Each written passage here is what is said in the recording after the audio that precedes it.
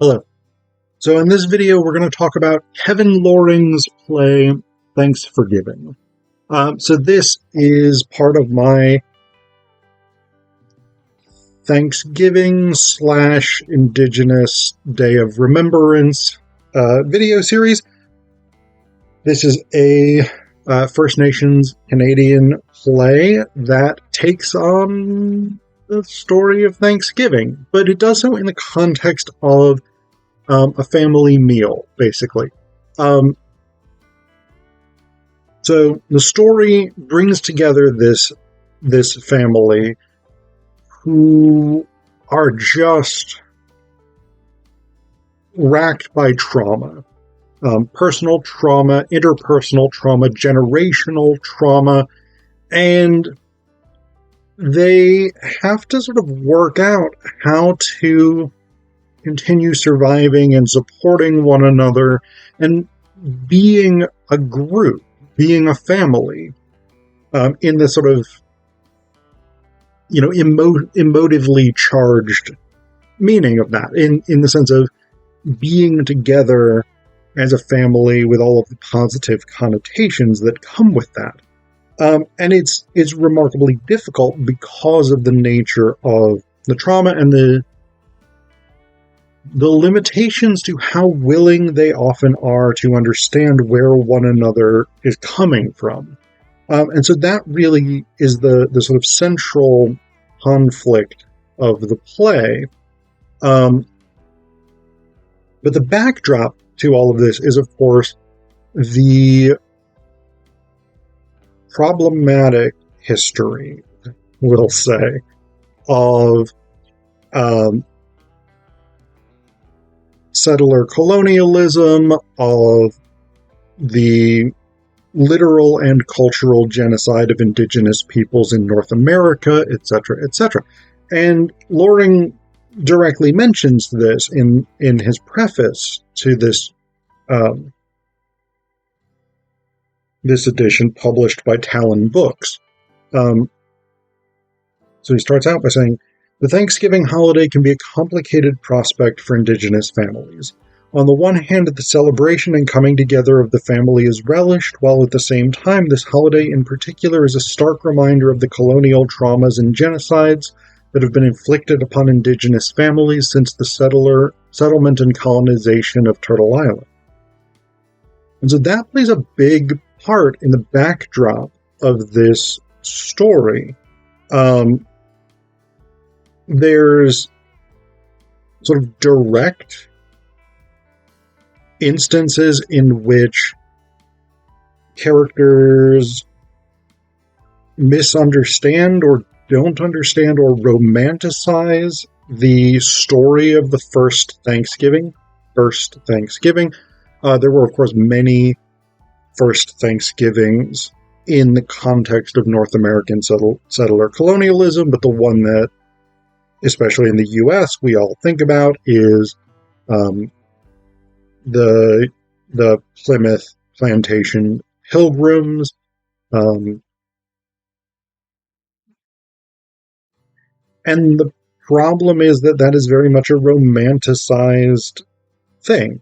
And we have one character in this play, Marie, who's the... So if our sort of rooting, stabilizing force of the play is probably Nan, who's the matriarch of this family. She's the grandmother. She's Indigenous, and while she was at a residential school that she says basically beat out of her a lot of the traditional songs, knowledge, stories, Indigenous ways of looking at the world, she nonetheless reflects this kind of continuity with the past because she seems to be very much connected to her traditional heritage. So she's sort of the ethical center of the play, despite her own experiences of trauma. Then her daughter is Sue. She has had very significant trauma. Her husband and her twin brother both died in a car wreck in which Sue was sort of permanently injured, and basically spent 3 days trapped in this wreck with her dead husband and dying brother. We also learn that her white stepfather, Nan's husband Clifford, sexually abused her. Sue was also addicted to drugs and alcohol. And so, I mean, again, in this, we're in the types of trauma that these characters have experienced, loss of loved ones, drug and alcohol abuse, sexual violence, loss of connections to their culture, things like this.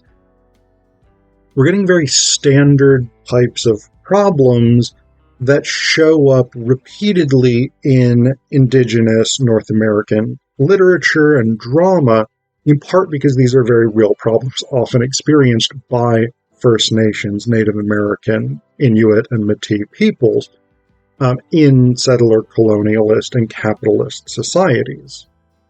But we also have elements of Indigenous resurgence and this kind of decolonial ideology. I think Nan reflects this to a certain extent with her, particularly her connection to bears. So they are from a bear clan. That's their sort of traditional symbol and ancestor. And Nan is extraordinarily distraught when Clifford sort of goes into this poaching bears business, in which he's killing bears and selling parts of them for money. Nan is not really okay with this. But there also isn't that much she can or is able really to do about it. But her connections to her mother's culture, her mother's stories, her mother's way of looking at the world, and to this sort of natural, sustainable engagement with the environment when she goes out and picks berries, for instance. All of these things are very much about sort of Indigenous resurgence, this ethical movement to return to or re-empower Indigenous ways of being in the world. And the more sort of militant character who's engaged in this project is Marie, Nan's granddaughter, Sue's daughter. But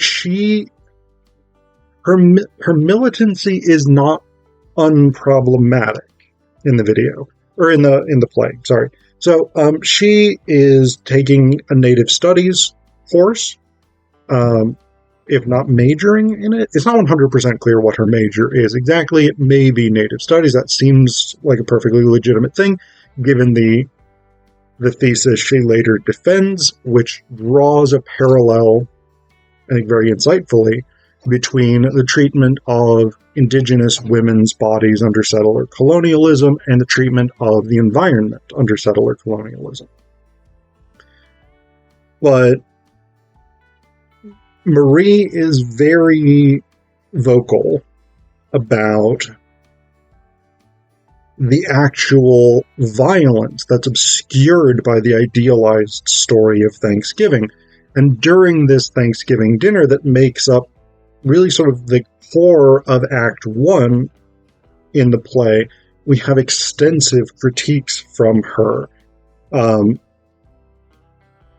about this story. And so like, she says, the Thanksgiving we're taught, the one where the pilgrims and the natives shared their food, was actually a feast to celebrate a raid on the Pequot. 700 men, women, and children were massacred. It goes on a little bit more. There's dialogue between these things, but I'm giving you really just Marie's part because that's the informative element here, because this is a portion of the play that is not only building the dramatic tension as many of the other characters try and get her to more or less stop doing this intense explanation of how violent settler colonialism was. So it builds that tension between the characters, but it also serves a really important pedagogical function for the audience, because so many of us do continue to learn, to believe, to hear this version of the Thanksgiving story, and it just isn't accurate. So she goes on here. The Pequot were celebrating a harvest festival. They were surrounded by English and Dutch mercenaries who ordered them to come outside. Those who did were shot or clubbed to death, while the women and children were burned alive inside the longhouses. Over 700 people. That's twice as many as the massacre at Wounded Knee. The governor of the colony declared a day of Thanksgiving, and the Pilgrims had a feast. The heads of the Indians they killed were kicked through the streets like soccer balls. Maybe that's why there are so many Indian head mascots for sports teams. It's like burned into the settler consciousness. The European... Nan actually jumps in, to her credit, while a lot of other people are trying to get Marie to stop this. And Nan says the Europeans didn't know their heads from their asses when they came over here, and the natives were kind and generous, and look what that got us. They shared their food and they got beaten to death in return. And Marie goes on like this. This is a long, uncomfortable meal in this sense.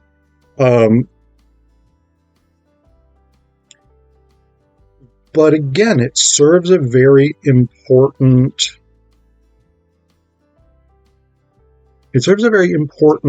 purpose within the play, which is to remind audiences and teach a little bit of the actual history of settler colonial violence on the North American continent, which again is purposefully obscured by this wonderful story that we tend to tell about, the Pilgrims, they were good, kind people who just wanted to be left alone and have their religious freedom, but they didn't know how to raise crops, even though they lived in the 17th century when the vast majority of the world's population were agriculturalists.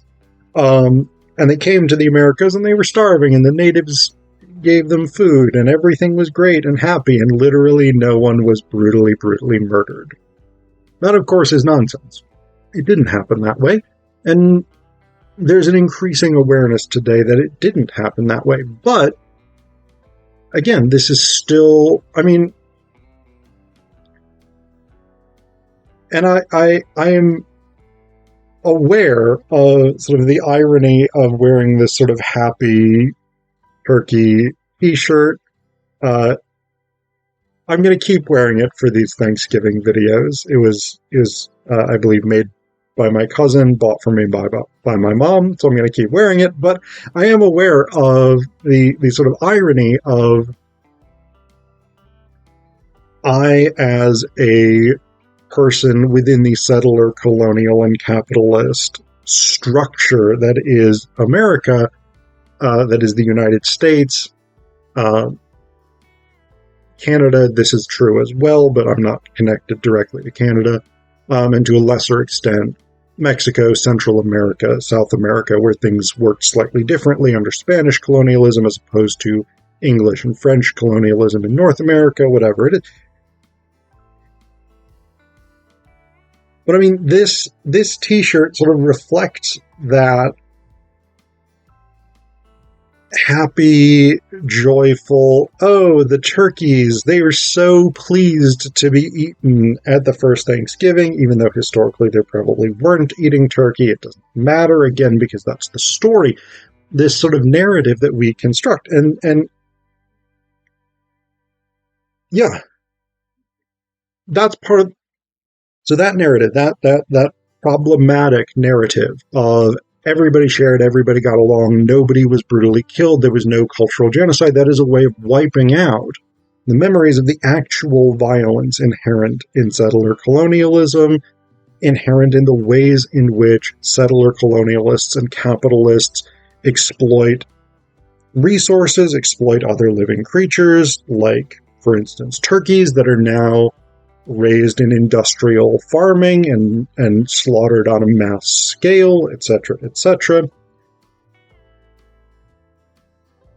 Yeah, it's all problematic.